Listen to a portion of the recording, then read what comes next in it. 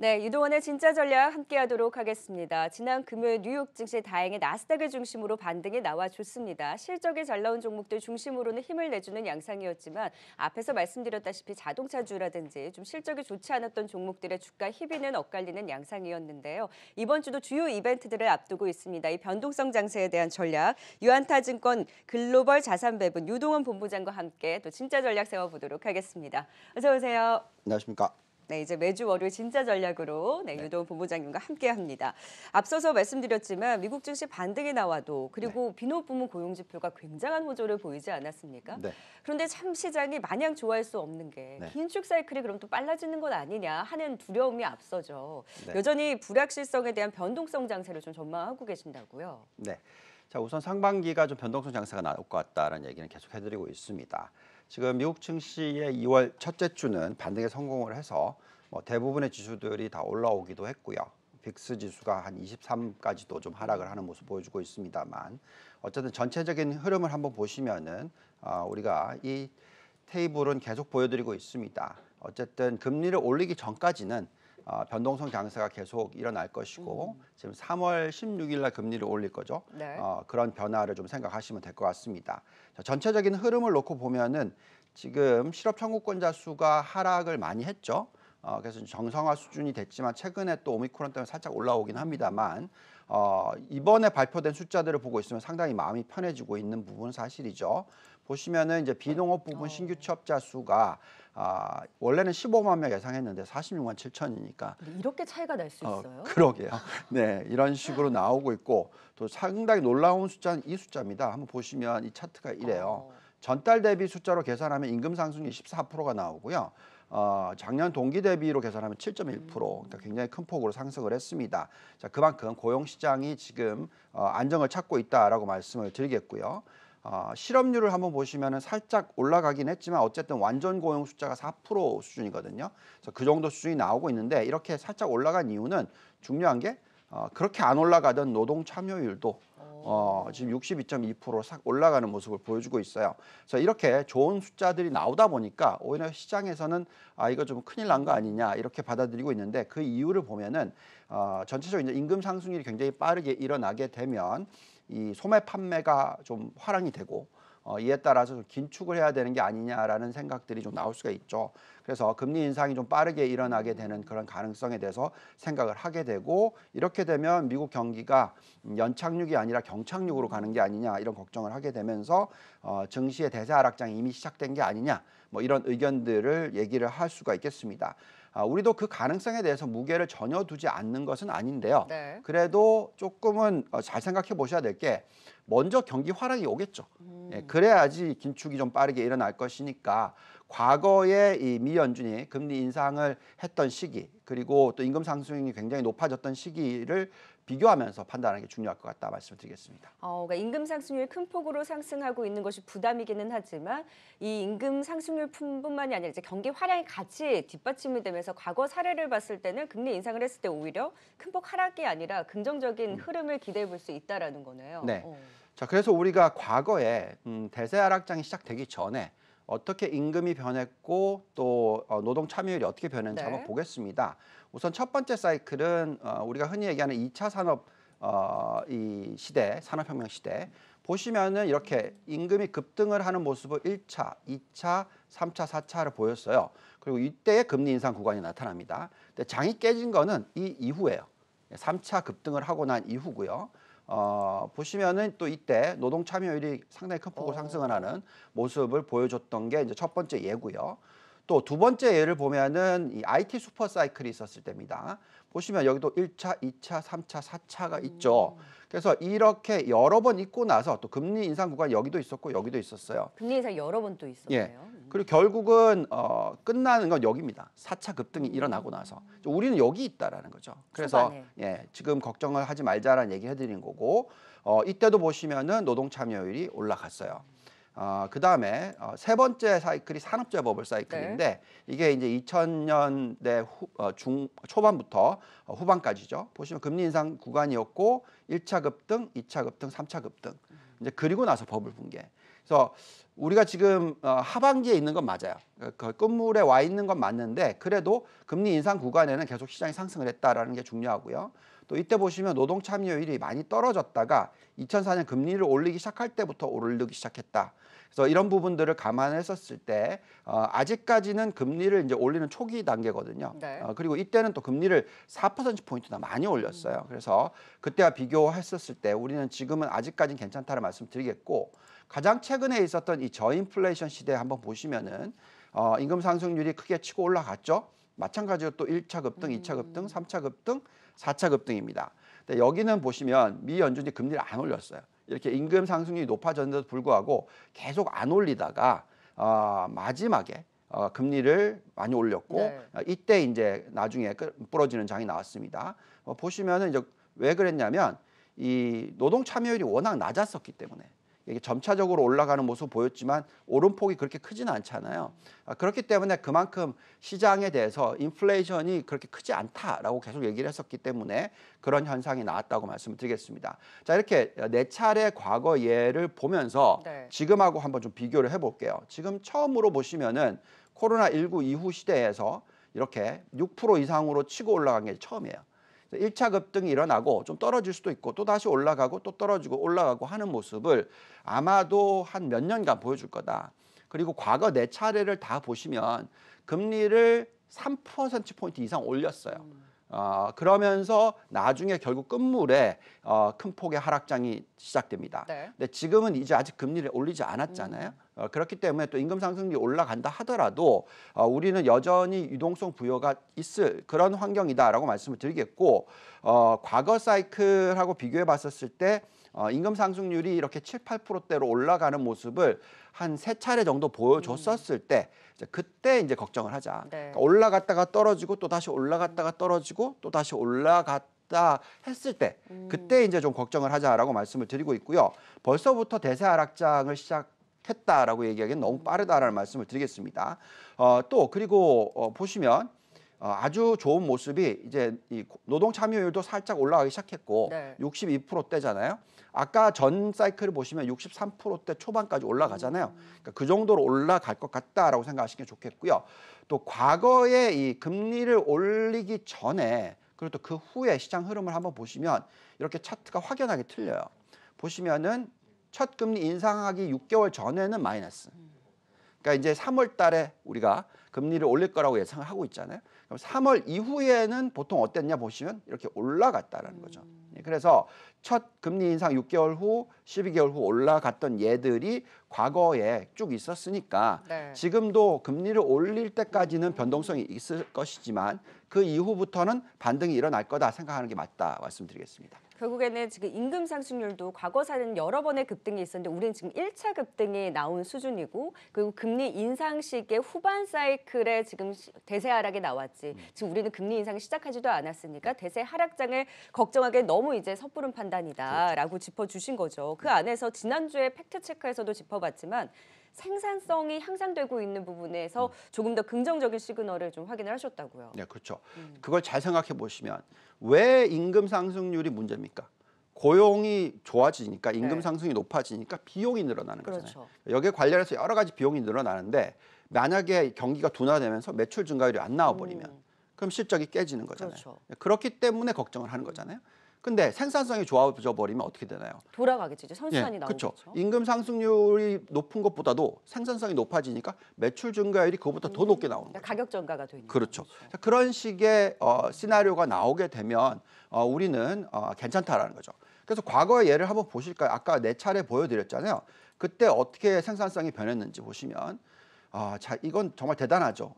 이게 2차 산업혁명 시대인데 연평균 생산성 상승률이 3.6%나 나왔어요. 이렇게 계속 생산성이 좋아지니까 시장이 안 깨지는 거죠. 네. 계속 1960년대부터 66년, 67년까지도 계속 상승하는 주기가 나왔단 말이죠. 또 91년부터 2000년도 한번 보십시오. 확 올라갔고 또 안 올라가다가 또 확 올라가고 연평균 2.3%가 나왔어요. 이거 굉장히 긴 기간이잖아요. 네. 거의 10년입니다. 자, 그러니까 임금 상승률이 네 차례까지도 안 깨지고 결국은 계속 상승하는 모습을 보였고요. 네. 그다음에 이제 세 번째가 산업재 버블 때도 보시면 2.7% 나왔어요. 계속 올라갔고 좀 주춤하다가 또 다시 올라가고 자, 이런 모습이 나왔습니다. 가장 이제 생산성 상승이 더뎠던 구간이 이때예요. 보시면 2009년부터 2020년. 이러니까 이제 금리를 빨리 못 올리고 전체적으로 지금 계속 저인플레이션 시대다. 인플레이션을 높여기 위해서 모든 노력을 해야 된다. 이런 그렇죠. 얘기를 했었죠. 근데 보시면 연평균 1.4% 증가 수준밖에 되지 않는다고요. 그래서 우리는 이때 사이클하고 비교하기에는 지금 무리다라고 말씀을 드리겠고, 그렇죠. 코로나가 터졌으니까. 그렇죠.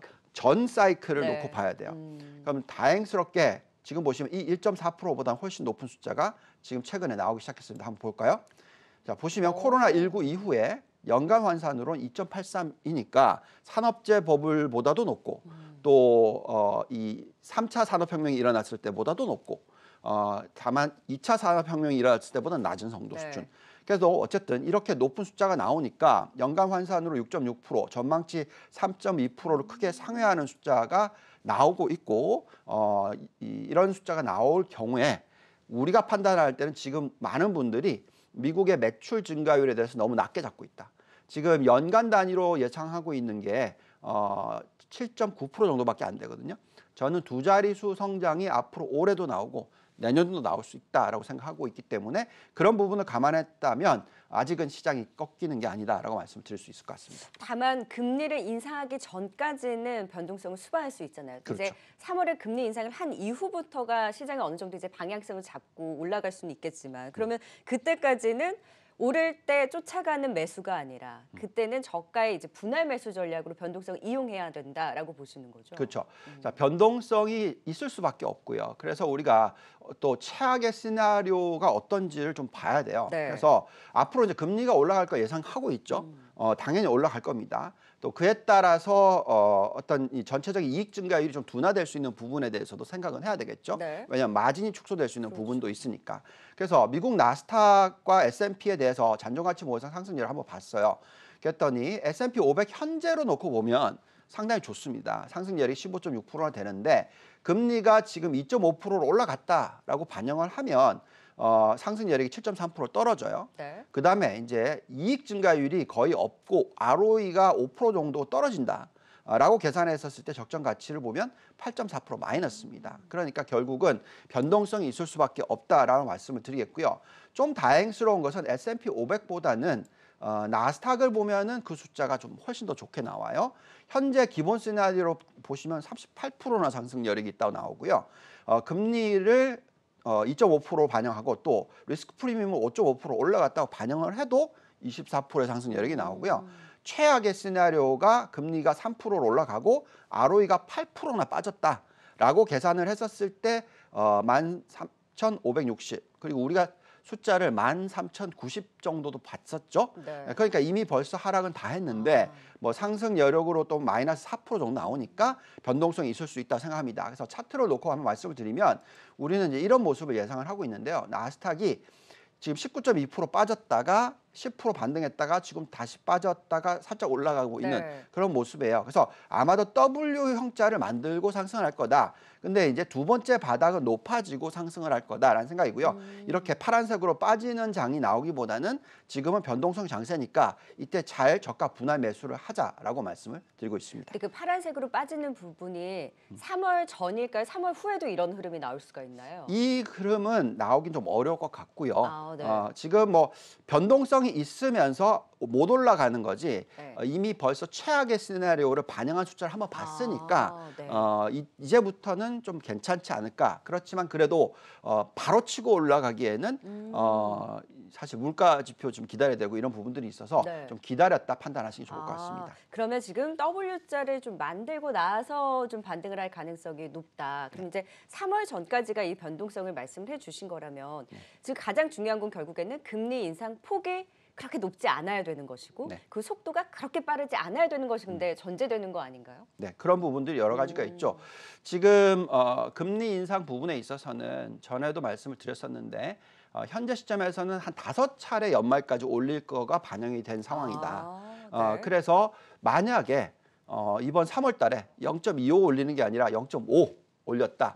그러면 이거 분기마다 0.5 아니야? 이렇게 생각하면 8번이잖아요. 네. 그러니까 3번 더 올린다라고 생각하게 되면 오히려 더 빠질 수도 있겠죠. 그래서 W자가 이렇게 높게 형성이 되기보다는 오히려 낮게든 아니면 비슷한 수준으로 그렇게 형성이 될 수도 있겠죠. 그래서 그런 부분들을 걱정할 수 있기 때문에 지금은 좀 조심스럽게 접근하자라는 게 중요하다고 말씀을 드리겠습니다. 네. 그렇지만 아까 보여드렸듯이 계속적으로 실적이 괜찮을 수 받쳐주니까. 있고 또 매출 증가율이 높게 나올 수 있고 생산성 지표도 계속 판단하면서 그래서 가장 좋은 방법은 금리를 빨리 올리던 늦게 올리던 간에 2% 정도 올릴 때까지는 폭은 제한적이어야 예, 된다. 그러니까 2% 정도 올릴 때까지는 시장이 좋을 거다라고 생각하고 네. 그 2% 이상을 올리는 시기가 도래했었을 때는 그때부터 진짜 조심하자 조심을 해야 이렇게 된다. 말씀을 드리는 거죠. 그 이제 변동성의 폭의 차이 정도이지 흐름은 우상향은 맞다라고 보시는 거네요. 그러면 국내 증시는 좀 어떤 전략이 필요할까요? 네, 자 저는 이제 국내 증시를 국내 증시만 들여다보는 게 아니라 전체적으로 선진국이라든지 신흥국을 다 비교 분석해서 말씀을 드리고 있지 않습니까? 네. 그래서 우리가 지금 현재 시점에서의 잔존가치 모델상의 상승 여력을 한번 들여다봤어요. 그리고 최근에 워낙 리스크에 대해서 많이 걱정들을 하시기 때문에 제가 작년 말까지는 전 세계적으로 리스크 프리미엄을 한 뭐 5%대 초반에서 5%대 중반 정도로 보고 네. 적정 가치를 구했었어요.